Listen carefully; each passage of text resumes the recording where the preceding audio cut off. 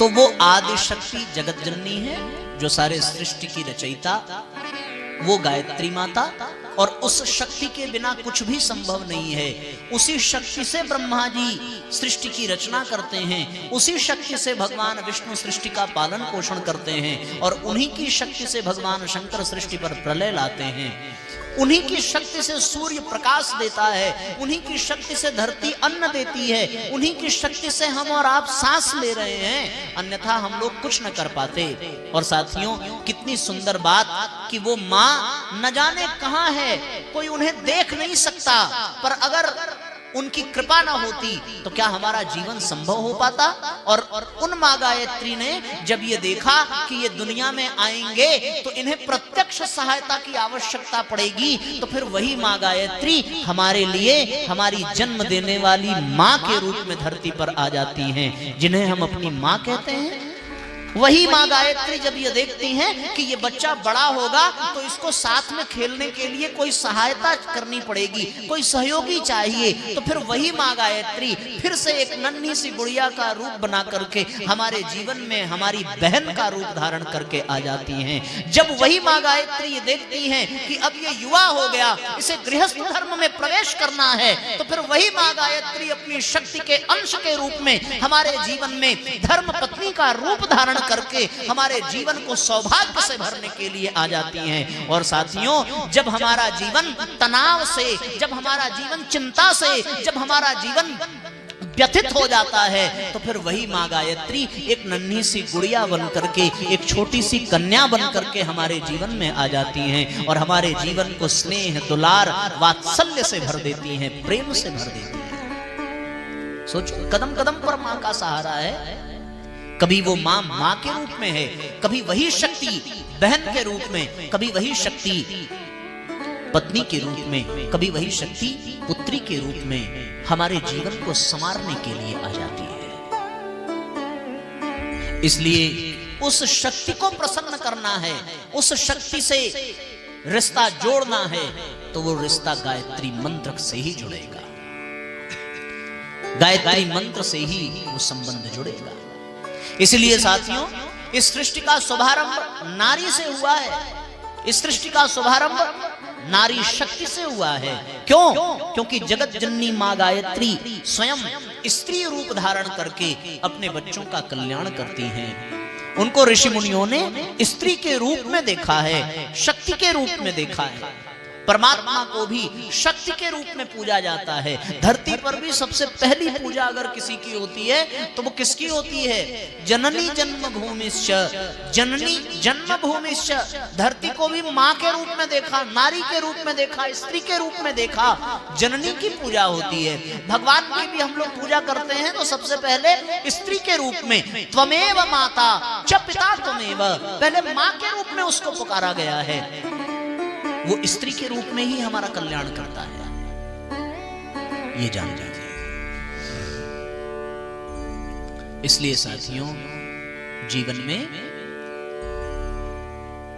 नारी शक्ति का सदैव सम्मान करना चाहिए। वो आदि शक्ति का अंश है, वो जगत जननी है। जब आप उसका सम्मान करेंगे तो वो आपका कल्याण कर देगी किसी न किसी रूप में, चाहे वो माँ के रूप में हो, चाहे वो पत्नी के रूप में हो, चाहे वो पुत्री के रूप में हो। जैसे पूज्य गुरुदेव ने 21वीं सदी को उज्जवल भविष्य कहा, उसी प्रकार पूज्य गुरुदेव ने 21वीं सदी को नारी सदी के रूप में भी कहा। ये नारी सदी है, अर्थात उस शक्ति का सम्मान। हमारे यहाँ नारियों का बड़ा अपमान हुआ है, बहुत अपमान हुआ है। एक जंगल में एक लड़की रास्ता भटक गई, पर उसने वो थोड़ा दुखी है, परेशान है, विलाप कर रही है। रास्ते से एक युवक जा रहा है, उस युवक ने पूछा, तुम कौन हो? इस घने जंगल में इतनी आधी रात को अकेले क्यों रो रही हो? कोई तुम्हारा सहायक है? स्त्री ने बात नहीं किया, वो भयभीत है, कांप रही है, वृक्ष की ओट में छुप गई। युवक समझ गया कि ये घबराई है, अकेली है, परेशान है। तो युवक ने कहा कि आप मुझसे भयभीत मत होइए, मैं आपको माँ की दृष्टि से देखता हूं। मैं आपको अपनी मां समझता हूं। स्त्री ने वृक्ष के पीछे से कहा कि मुझे इस संबंध पर विश्वास नहीं है, क्योंकि दुनिया ने अपनी माताओं पर भी बड़े अत्याचार किए हैं। बहुत लोगों ने अपने माताओं के स्नेह का दुरुपयोग किया है, अपनी माताओं पर क्रोध किया है, अपनी माओं पर चिल्लाया है। इस समाज ने अपनी मां को दबा करके रखा है, अपनी मां का अपमान किया है। तो फिर उसने कहा कि कोई बात नहीं, अगर तुम मां के संबंध से प्रसन्न नहीं हो तो चिंता की कोई बात नहीं, तुम मुझे अपना मित्र समझो। तो फिर उस स्त्री ने उत्तर दिया कि मित्रता का संबंध भी समाज ने नारी से कहां निभाया है। मित्रता के नाम पर भी नारी को दबा करके रखा गया, नारी को पीछे रखा गया, हर कदम पर पीछे नारी को रखने का प्रयास हुआ। इसलिए मुझे मित्रता पर भी विश्वास नहीं है। उसने कहा कि अगर तुम्हें कोई ऐतराज ना हो तो हम तुम्हें अपनी धर्मपत्नी बना लेंगे, अब अपनी समस्या बताओ। उसने कहा कि धर्मपत्नी बना करके घर तो ले आते हैं लोग, पर वहां भी न जाने कौन कौन सी परंपराओं की बेड़ियों में जकड़ देते हैं, वहां सांस लेना दूभर हो जाता है। जो कन्या अपने मायके में, अपने आंगन में खुले आसमान के नीचे खुले स्वतंत्र पक्षियों की तरह उड़ती रही, चहचहाती रही, वो ससुराल में आकर के बंध जाती है, दब जाती है, दबा दी जाती है। मुझे इस पर भी विश्वास नहीं है। तो फिर उस व्यक्ति ने कहा, अच्छा आप मुझे अपना भाई बना लीजिए, मैं आपको बहन की दृष्टि से देखूंगा। और जब बहन की दृष्टि से देखने की बात हुई तब वो वृक्ष से बाहर निकल करके आई। उसने कहा कि इस रिश्ते पर मुझे विश्वास है, क्योंकि बहनों को कोई दबा नहीं पाया है, बहनों को कोई कमजोर नहीं कर पाया, बल्कि बहनों ने अपने भाइयों को शक्ति दी है। वो भाई जो समाज के कुरीतियों से लड़ने के लिए आगे बढ़े, उनके ललाट पर बहनों ने तिलक लगाया है। वो भाई जिन्होंने दुष्टों का संहार करने के लिए अपने हाथ में तलवार पकड़े हैं, उन कलाइयों में बहनों ने रक्षा बांधे हैं। बहनें ताकत का काम करती हैं, इसलिए जैसा दर्जा बहनों को दिया गया है वैसा ही दर्जा नारियों के हर स्वरूप को देने की आवश्यकता है। हमारे यहाँ भारतीय संस्कृति की परंपरा रही है, यत्र नार्यस्तु पूज्यन्ते रमन्ते तत्र देवता। इसलिए गुरुजी ने कहा कि जब तक नारियों को दबा करके घर में बंद करके रखा जाएगा तब तक इस समाज का परिवर्तन नहीं हो पाएगा, क्योंकि परिवर्तन के लिए जो प्रेम, जो संवेदना, जो समर्पण, जो त्याग की आवश्यकता है वो केवल और केवल बहनों के पास है, नारियों के पास है। और नारियों के इस दिव्य गुणों को समाज पहचान न सका। नारियों को नाना प्रकार की बेड़ियों में, नाना प्रकार के अंधविश्वासों में, परंपराओं में, रूढ़वादियों में, कुरीतियों में दबा करके घर के कमरे में बंद करके रखा गया। गुरुदेव कहते हैं कि नारी शक्ति को जगाना होगा, नारियों को अपनी शक्ति पहचाननी पड़ेगी।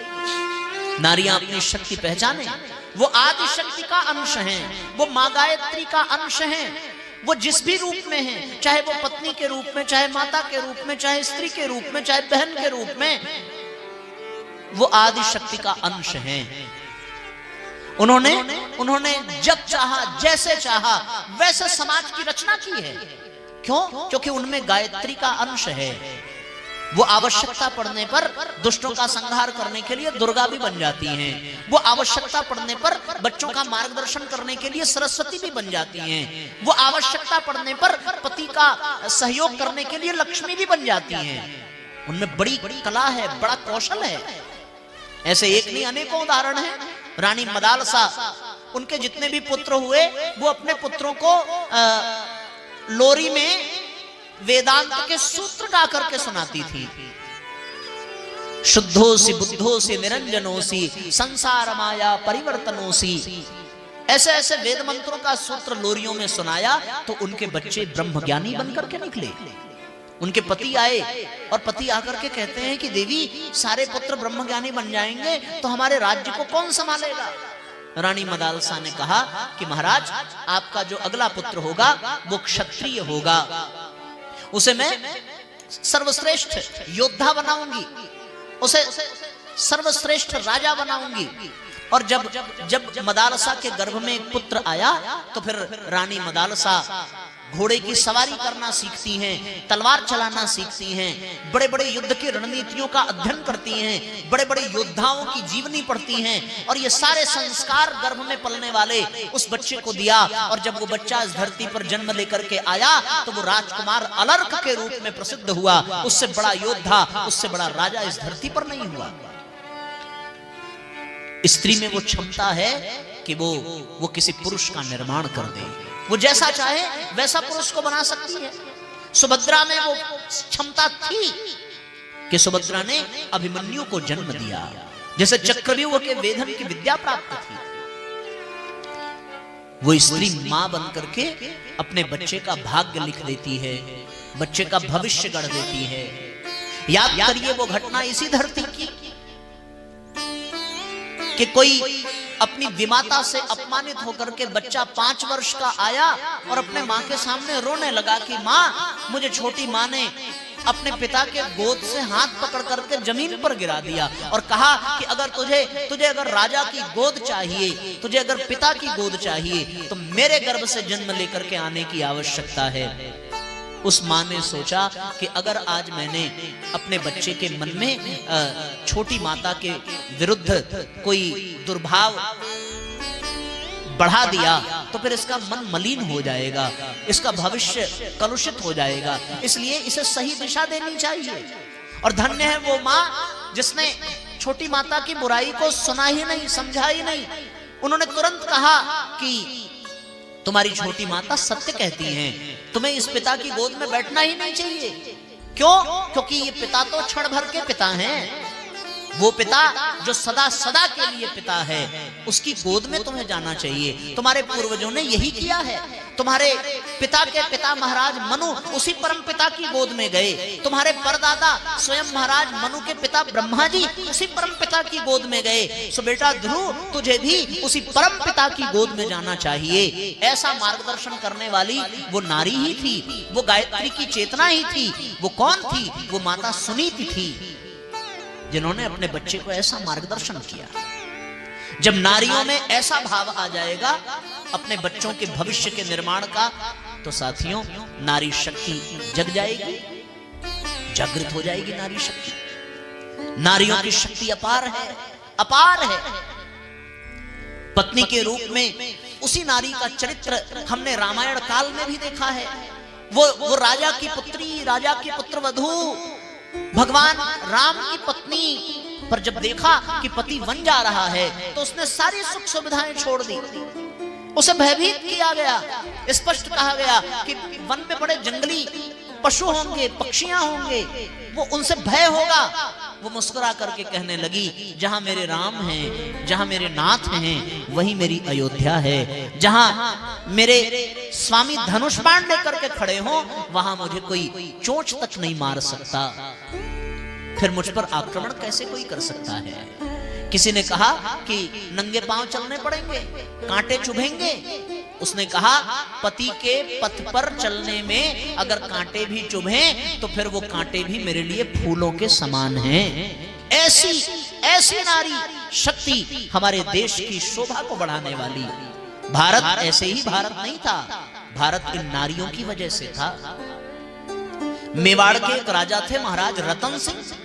रतन सिंह का विवाह हुआ अपनी पत्नी के सौंदर्य में डूबे हुए, अपनी पत्नी के लावण्य में डूबे हुए, उनके रूप को सदैव निहारते रहते। युद्ध की घोषणा हुई, दूसरे देश के राजाओं ने युद्ध का आमंत्रण भेजा। कुल की परंपरा के नाते युद्ध के लिए चल तो पड़े, पर पत्नी का प्रेम, पत्नी का सौंदर्य, पत्नी के प्रति आसक्ति उनको जाने नहीं देती। पीछे मुड़ मुड़ करके देखते हैं। महल से बाहर भी चले गए तो भी अपने सैनिक को भेजा कि जाकर के मेरी पत्नी से कहना कि मुझे कोई अपनी निशानी दे दे, वो निशानी लेकर के मैं युद्ध में जाऊंगा और उसे देख देख करके मैं युद्ध करूंगा। पत्नी ने निशानी भेजी और जब निशानी को लेकर के वो थाल में आया और थाल के ऊपर से जब पर्दा हटा तो उस राजा रतन सिंह ने देखा कि महारानी हाड़ा ने अपने मस्तक ही काट करके थाली में सजा करके भेज दिए कि जब तक मैं जीवित रहूंगी तब तक मेरे प्रति आसक्ति आपको अच्छे से युद्ध करने नहीं देगी। लो मैं अपने प्राणों की आहुति देती हूं ताकि आप स्वतंत्र होकर के युद्ध कर सकें और अपने राज्य को बचा सकें। ऐसा बलिदान, ऐसा त्याग इस देश की नारी ही कर सकती है, कोई और नहीं कर सकता। क्यों? क्योंकि उसमें मां गायत्री का अंश है, वो चेतना का अंश है, वो साक्षात देवी का स्वरूप है। इसलिए साथियों, जीवन में नारी शक्ति का सम्मान करने की आवश्यकता है। ऐसे एक नहीं अनेकों उदाहरण है साथियों, जब स्त्रियों ने इस धरती पर अलौकिक स्वरूप प्रकट किया है, अलौकिक स्वरूप प्रकट किया है। हमारे यहाँ ये सूत्र कहे जाते हैं। कौन से सूत्र कहे जाते हैं स्त्रियों के विषय में कि इस धरती पर स्त्रियों की पूजा होती रही है? कारण क्या है?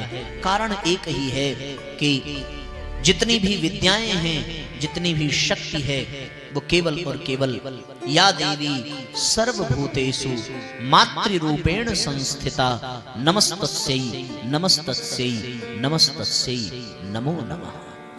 धरती पर नारी शक्ति की बड़ी वंदना की गई है। दिसंबर माह की अखंड ज्योति पत्रिका में एक बड़ी सुंदर कहानी आती है साथियों, और वो सुंदर कहानी हमें गजब की प्रेरणा देती है। अखंड ज्योति में एक बड़ा सुंदर क्रम आया है कि एक बार एक स्त्री जिसका पति बहुत बीमार रहता था, बहुत रुग्ण रहता था, अपने पति को वो उसकी बीमारी में बहुत सेवा करती, बहुत शुश्रूषा करती। उसका नाम था राधिका कौशिकी।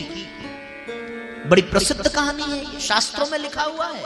अपने पति को एक बार बहुत अधिक स्वास्थ्य बिगड़ा तो वो अपने कंधे पर उठा करके वैद्य के यहाँ ले जा रही थी। रास्ते में जाते समय किसी ध्यान में बैठे ऋषि से टकरा गई। अंधेरा होने के नाते ऋषि का ध्यान टूट गया। ऋषि मांडव्य ऋषि थे। मांडव्य ऋषि ने सोचा कि इसने जानबूझ करके मेरे तप को भंग किया है। मांडव्य ऋषि ने श्राप दे दिया कि जिस पति से तू इतना प्रेम करती है और जिसके प्रेम में अंधी होकर के तूने मेरी तपस्या को भंग कर दिया, मैं श्राप देता हूं, कल का सूर्योदय होगा तो तेरे पति के प्राण चले जाएंगे।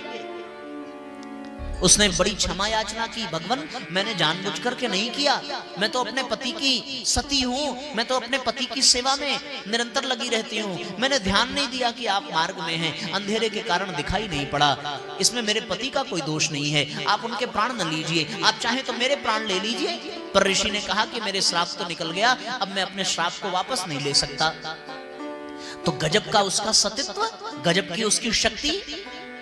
उस कौशिकी ने तुरंत हाथ में जल लिया और ये कहा कि अगर सूर्योदय होने पर मेरे पति के प्राण चले जाएंगे तो मैं सूर्य को आज्ञा देती हूं कि वो उगेगा ही नहीं। ऐसा श्राप। और जैसे ही ये प्रभाव हुआ तो 2 दिन बीत गए, सूर्योदय हुआ ही नहीं। सारी सृष्टि में हाहाकार मच गया। और जब सारी सृष्टि में हाहाकार मच गया तो फिर अत्रि की पत्नी माता अनसुईया वहां आती हैं और माता अनसुईया ने आकर के कहा कि बेटी अगर सूर्योदय न हुआ तो धरती समाप्त हो जाएगी, सृष्टि पे बवंडर आ जाएगा, सृष्टि रसातल में चली जाएगी। सूर्योदय का होना सृष्टि के संतुलन के लिए बहुत आवश्यक है। तू अपने संकल्प वापस कर ले। मैं तुझे वचन देती हूँ कि सूर्योदय हो भी जाएगा तो भी तेरे पति के प्राण नहीं जाएंगे। सूर्योदय हुआ और उसके पति का प्राण भी नहीं गया, उसका पति निरोग हो गया। आप सोचो कैसी सामर्थ्य हमारे देश की नारियों में रही होगी कि वो सूर्य के रथ को रोक देती हैं, वो अपने सामर्थ्य से मृत्यु को टाल देती हैं, वो अपने सामर्थ्य से यमराज को अपना संकल्प बदलने के लिए विवश कर देती हैं। हमारे देश की वो नारियां, पर कहां गया वो आत्मबोध उन नारियों का, कहां गई वो क्षमता, कहां गया वो संकल्प, कहां गई वो विवेक शक्ति, कहां गया वो सामर्थ्य, वो सब कहां चला गया है आज की नारियों का, कि वो अपने स्वरूप को पहचान नहीं पा रही हैं। वो कभी अपने पति के हाथों से पिटती हैं, तो कभी अपने पुत्रों के मुख से गंदे गंदे शब्द सुनती हैं। वो अपने स्वरूप को क्यों भूल करके बैठ गई? आज की नारियों को स्वतंत्रता मिली भी तो उन्होंने स्वतंत्रता को स्वच्छंदता में बदल दिया। जो महिलाएं घर में हैं वो तो दबी समी सी हैं, पर जो बाहर निकल रही हैं वो अश्लीलता का आधार बन रही हैं। वो उल्टे सीधे कपड़े पहन करके नाना प्रकार के टीवी में, नाना प्रकार के स्थानों पर, नाना प्रकार के ऐड करती हुई, वस्तुओं का प्रचार प्रसार करती हुई अपने स्वरूप को बिगाड़ रही हैं। उनको अपने स्वरूप को पहचानना होगा, और वो अपने स्वरूप को तभी पहचान सकती हैं साथियों, जब वो अपने आप को गायत्री की चेतना से जोड़ दें, गायत्री मंत्र से जोड़ दें, गायत्री माता की शक्ति से जोड़ दें। नारियों को कोई बदल नहीं सका। बदला है तो इस जमाने को नारियों ने ही बदला है, और किसी ने नहीं बदला है। मुझे एक कथा आती है। एक व्यक्ति था मुंशी चंद्र नाम का। मुंशी मुंशी लोग कहकर के उसको पुकारते थे। गजब का शराबी था, गजब का शराबी। शराब पी करके नाली में गिर पड़ा। विवाह हुआ तो विवाह में भी वो शराब पी करके गया था। उसके घर वाले नशे में उसका साथ परिक्रमा कराते हैं। उसे पता ही नहीं कि उसकी पत्नी कौन है, दिन भर शराब में डूबा रहता है। उसके मित्रों ने नाली में से निकाल करके घर पहुंचाया। उसकी पत्नी ने उसे स्नान कराया, उसके कपड़े बदले, और वो बिस्तर पर सो गया। ब्रह्म मुहूर्त के 3 बजे जब उसका नशा उतरा तो उसने बिस्तर से उठ करके देखा कि उसकी पत्नी बिस्तर के उसके पैर के तरफ टेक लगा करके जमीन पर बैठे बैठे सो गई है। सिरहाने देखा तो भोजन सामग्री रखी थी, बर्तन रखे थे। उसने अपनी पत्नी को जगाया। पत्नी को जगा करके पूछा कि तुम यहां जमीन पर क्यों सो रही हो? पत्नी ने कहा कि मैं तो रोज रात में ऐसे ही आपके उठने की प्रतीक्षा में जमीन पर ही सो जाती हूं। तो मुंशी चंद ने कहा कि ये भोजन रखा हुआ है, तुमने भोजन नहीं किया? पत्नी ने कहा कि नहीं, मैंने भोजन नहीं किया। पति ने पूछा क्यों? बोले हमारे यहाँ परंपरा है कि जब तक पति भोजन न कर ले तब तक पत्नी को भोजन नहीं करना चाहिए।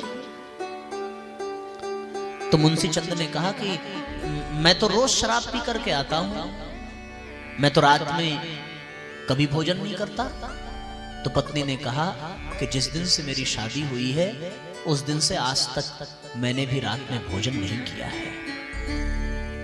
ये बात जब उस शराबी ने सुनी तो वो अपने मन में विचार करने लगा कि हे भगवान, मुझसे कितना बड़ा अपराध हो गया इस स्त्री के प्रति।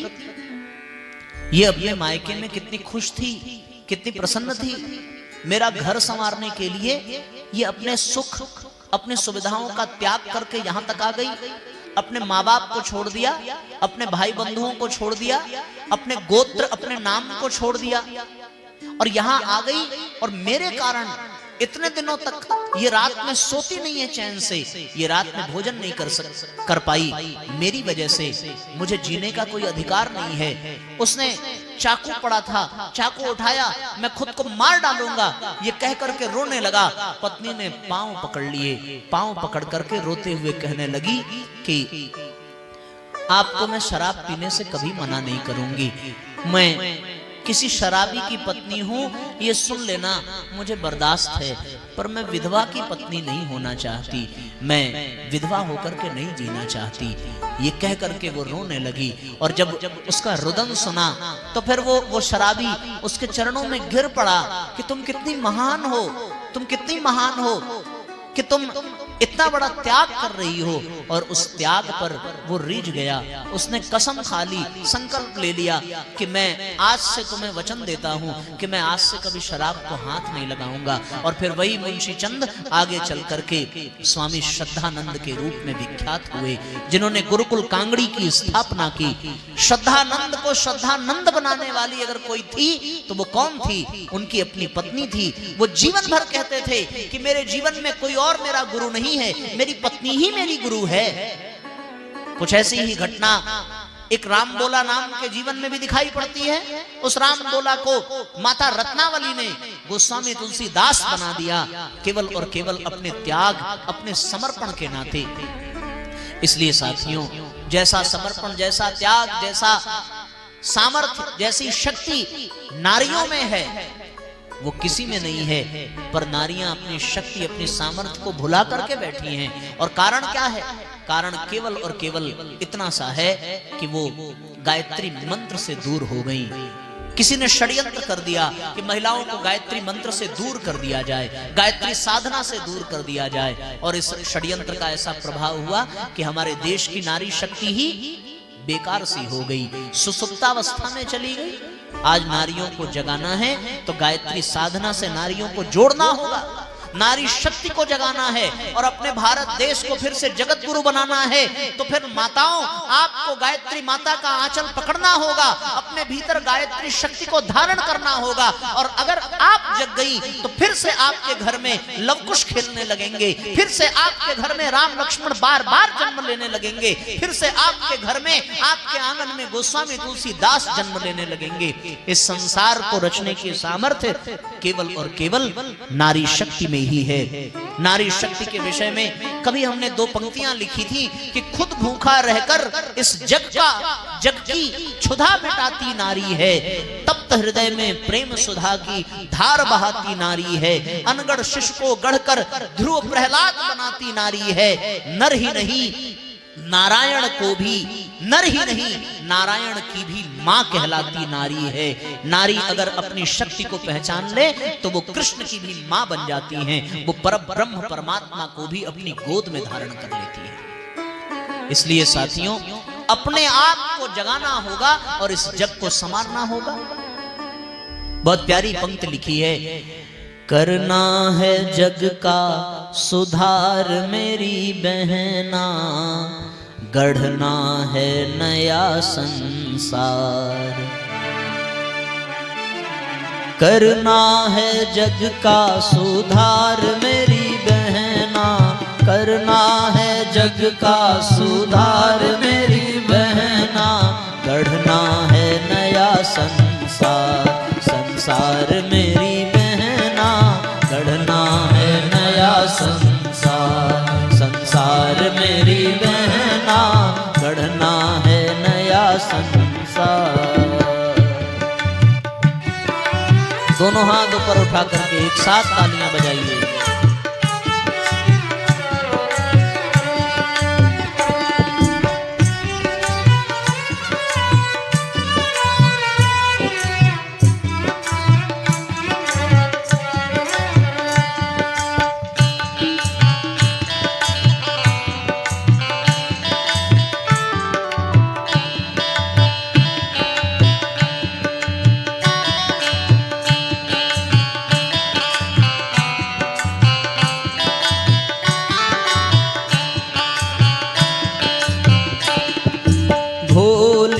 बनकर भार बनी हो, भोली बनकर भार बनी हो, तेज त्याग कर हीन बनी हो, तेज त्याग कर हीन बनी हो, भोली बनकर भार बनी हो, भोली बनकर भार बनी हो, तेज त्याग कर हीन बनी हो, तेज त्याग कर हीन बनी हो, अपने को लेना निखार, निखार मेरी बहना, अपने को लेना निखार, निखार मेरी बहना, करना है जग का सुधार।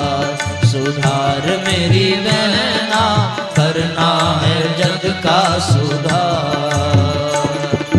बिसरी नारी युग निर्माता, बिसरी नारी युग निर्माता, वेद शास्त्रों की उद्गाता, वेद शास्त्रों की उद्गाता। अबला कह कर तुम्हें डराया, अबला कह कर तुम्हें डराया। सबला हो तुम जान न पाया, सबला हो तुम जान न पाया। दुर्गा की हो अवतार, अवतार मेरी बहना, दुर्गा की हो अवतार, अवतार मेरी बहना। करना है जग का सुधार।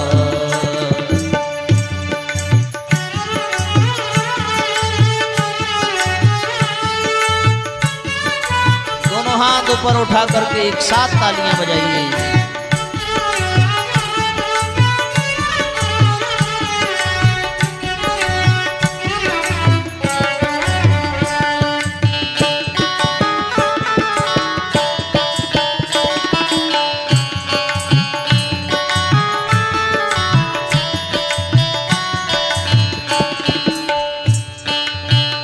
नारी का असली श्रृंगार, नारी का असली श्रृंगार। सादा जीवन उच्च विचार, सादा जीवन उच्च विचार। विलासियों की बनी खिलौना, विलासियों की बनी खिलौना।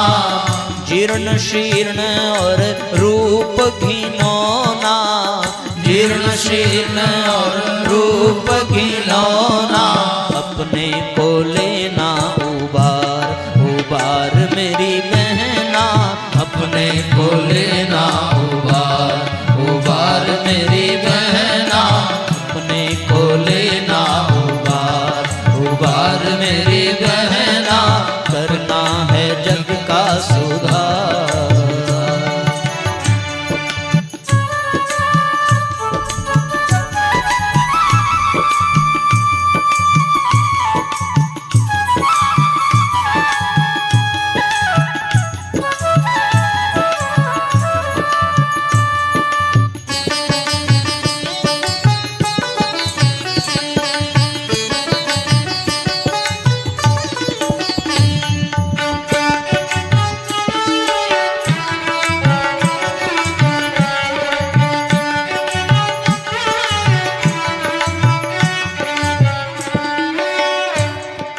गंदे फूहड़ गीत न गाओ, गंदे फूहड़ गीत न गाओ। मर्यादा समझो शर्माओ, मर्यादा समझो शर्माओ। नवयुग तुम्हें पुकार रहा है, नवयुग तुम्हें पुकार रहा है। रह रह तुम्हें निहार रहा है, रह रह तुम्हें निहार रहा है। कैसा बना संसार, संसार मेरी बहना। कैसा बना संसार, संसार मेरी बहना। कैसा बना संसार। नवयुग अब आने वाला है, नवयुग अब आने वाला है। जीर्ण शीर्ण जाने वाला है, जीर्ण शीर्ण जाने वाला है। अपने को लेना संवार, संवार मेरी बहना। अपने को लेना संवार, संवार मेरी बहना। करना है जग का सुधार, सुधार मेरी बहना। करना है जग का सुधार, सुधार मेरी बहना।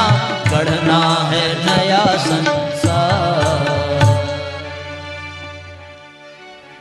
तो साथियों, संसार सदा से नारियों की ही कृपा का पात्र रहा है।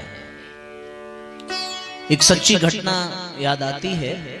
हम लोग जब बनारस से यहाँ आ रहे थे, रास्ते में एक स्थान पड़ता है चोपन की घटना है ये। एक बार वहां एक व्यक्ति बहुत बड़ा डाकू बना और उसको, उस समय अंग्रेजों का जमाना था, और वो पकड़ा गया तो उसको जेल में बंद किया गया। बहुत हत्याएं उसने की थी तो फांसी की सजा सुनाई पड़ी। तो जब ये पता चला कि ये फांसी पर झूलने वाला है तो उससे सब लोग मिलने आए। तो सबसे उसने बड़े प्रेम से बातचीत की। जेलर ने कहा कि तुम्हारी मां तुमसे मिलने आई है। तो साथियों, उसने अपनी मां से मिलने से मना कर दिया। जेलर को बड़ा आश्चर्य हुआ, ये अपनी मां से मिलना नहीं चाहता। फिर न जाने क्यों उसके मन में आया कि मिलना चाहिए। उसने बोला कि अच्छा ठीक है, आप मेरी मां को भेज दीजिए। और जब उसकी मां उसके सामने आई तो वो इतना क्रोधित हुआ कि उसने जोर से जेल के अंदर से अपने दांत से अपनी मां के नाक काट लिए। खून बहने लगा।